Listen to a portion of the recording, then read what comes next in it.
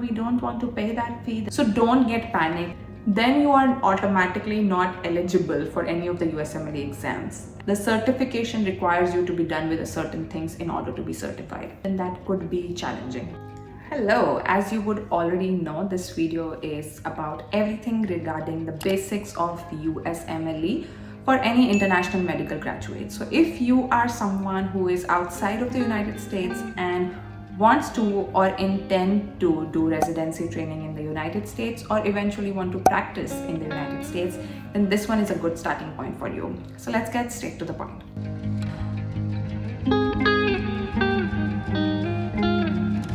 I have my notes with me as usual. USMLE, or the United States Medical Licensing Exam, is a series of exams that one needs to give in order to be eligible to get their residency training and eventually practice in the United States. So what does it comprise of? It comprises of 3 exams in particular.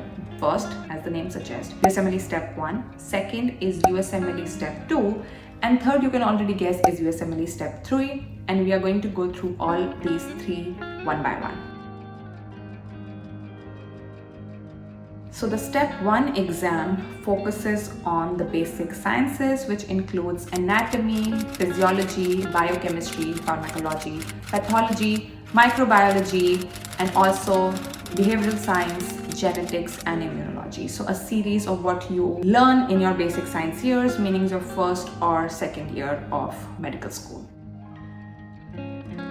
USMLE Step 2. Now, the Step 2 exam in the USMLE is divided into 2 parts, which is one, the USMLE Step 2 CK, and the second, which is the USMLE Step 2 CS. So you have 2 parts. Now, currently there is only USMLE Step 2 CK because the USMLE Step 2 CS was removed after COVID-19. So CS doesn't exist. Apparently is temporarily not there, so we do not know when it is going to come back or if it is going to come back. But currently till date in 2024, nobody is giving USMLE Step 2 CS. You have to give USMLE Step 2 CK, which tests your clinical knowledge. That stands for CK. With regards to what is the substitute of the USMLE Step 2 CS for international medical graduates, there are different pathways through which you can eventually substitute for the CS. So that is kind of the pathways that they call it for now.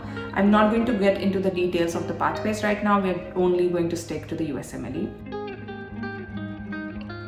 And finally, USMLE Step 3, which is basically a combination of USMLE Step 1 plus USMLE Step 2 plus CCS cases, which are comprehensive computer-based cases which you solve like there is a real patient case scenario, but it is actually on a software and not in real life or in person, if that makes sense. Now, why are these exams important for you? For any international medical graduate to be ECFMG certified, they at least need USMLE Step 1 and USMLE Step 2 CK. Now, why is ECFMG certification important? ECFMG certification is important because it makes you eligible to actually start with residency. So without that certification, you cannot. Now, the certification does not just involve the Step 1 and Step 2 CK, it involves other things as well, which includes like verification of your documents and the pathways which I just mentioned, which are essentially a substitute after the Step 2 CS was stopped or put on hold. So that's how you get ECFMG certification, and that is why USMLE Step 1 and Step 2 needs to be done for you to be ECFMG certified.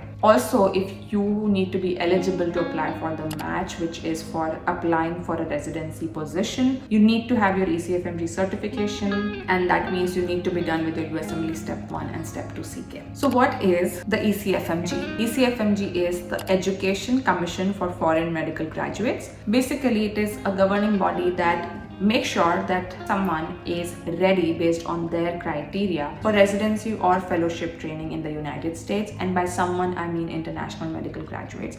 So it is basically only for international medical graduates, and that's what it is. It protects you, it gives you the pathway, and it gives you the guidance to get into the residency and the fellowship program. So if you have any questions related to how you should apply, what you should do, would you be eligible for this, would you not be eligible for this, you can ask ECFMG. It might take time time for them to get back to you, but they're generally very responsive and they reply to emails and also to calls. Now, the other thing that is important is being registered with ECFMG. In order for you to even take USMLE Step 1 or USMLE Step 2, you first need to be registered with ECFMG. And by registration with ECFMG, I do not mean ECFMG certification. ECFMG registration and ECFMG certification are two different things. You definitely need to be registered in order to be certified, but registration does not mean that you already have a certification.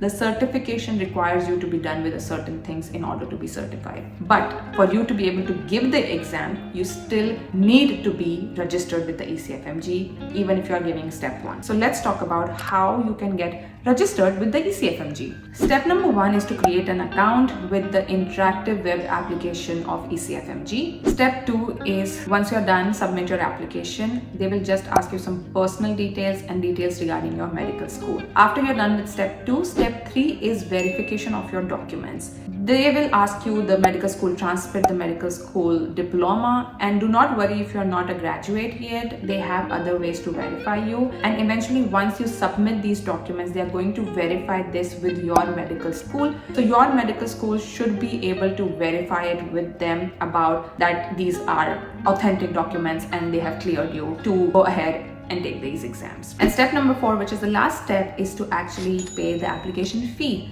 Yes, everything is paid. You have to pay money for every single step. So roughly, currently, the application fee for the ECFMG registration is $160. And then you have to spend more money as you keep going forward.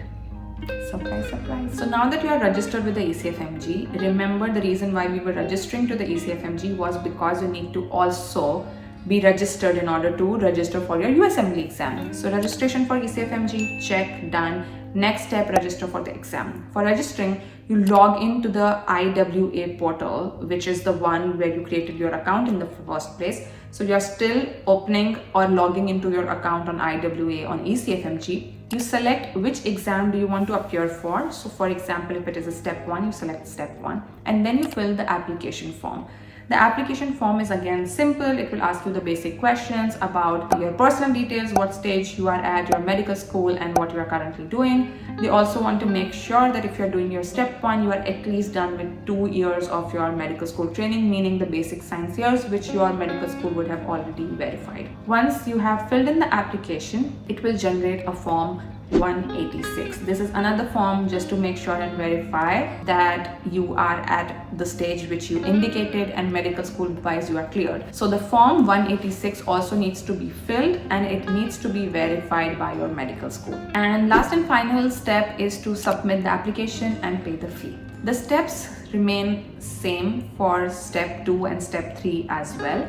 The only difference could be that for Step 2 or Step 3, you might not have to do the form 186 again because they only need to verify you once. So you don't have to repeat the process again and again unless something changes in your profile.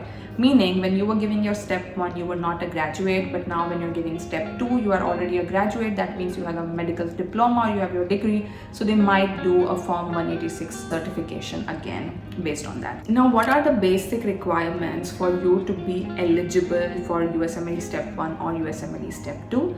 The number one most important thing that I want all of you to first verify is that your medical school is in the World Directory of Medical School. If your medical school is not into that directory, then you are automatically not eligible for any of the USMLE exams. And the reason being that the United States does not recognize your medical school. So if your medical school is not registered with the World Directory already, you can actually go and talk to them and have them do the process to get registered. That definitely includes an added fee to it. So if your medical school is like, we don't want to pay that fee, then that could be challenging. So yeah, your medical school definitely needs to be registered. The second thing which is important is, which what we already talked about, is that you have to be registered with the ECFMG in order to give USMLE. Otherwise you cannot give it. But guess what? I already told you about that.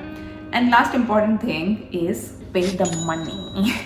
And The fee for step 1 and step 2 roughly right now is around 970 USD. It may fluctuate, and I say fluctuate, that only means that it can go up with the coming years. Okay, so in a nutshell, what we talked about it, what is USMLE, which is United States Medical Licensing Exam. What it comprises of is 3 steps: USMLE step 1, step 2 and step 3. What is tested on USMLE step 1, step 2 and step 3, how you can get registered, what is ECFMG and how you can get registered and eventually certified with the ECFMG. And finally, we talked about the eligibility that you need for the USMLE exams and eventually the fees that you need to pay. Remember one thing, that you do not have to pay all of these fees all at once. By that I mean that if you are, let's say, paying for your registration on the ECFMG, that would be a one-time fee. Then you would be preparing your exam, and few months down the line you would have to pay the fee to register for the exam, right? So don't get panicked or overwhelmed with the finances or how much you would have to pay for each of these steps,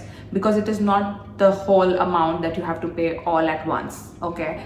And I do totally understand that even if you have to pay after a couple of months or few months, it is not a small amount and it might be big on your pocket.